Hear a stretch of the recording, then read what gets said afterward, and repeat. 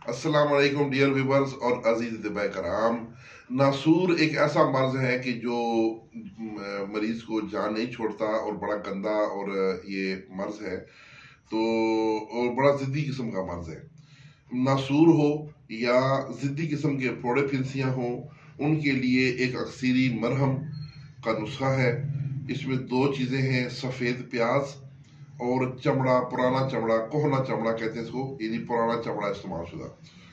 तो ये दोनों चीज़ें बराबर वजन हैं। इन दोनों को जलाकर इनको रोगने सरसों में मिलाकर मरहम तैयार करें। ये जो प्याज है इसको तो आप सरसों के, आप ऐसा करें कि कच्चा प्याज काट के तो उसको इसमें सरसों के तेल में डाल के मरहम बनाएं, उसको पकाएं। जब वो प्याज का पानी बीच में से जल जाएगा तो प्याज बीच में खुश्क हो गए तो वहीं पे आप उसको रगड़ाई कर सकते हैं। उसके अलावा चमड़े को अलग से जला लेना है और जलाकर जब उसकी बिल्कुल राख बन जाए तो वो राख भी आपने उसी तेल में डाल लेनी है। ये बड़ा अच्छा तरीका होगा उसको मिलाने के लिए।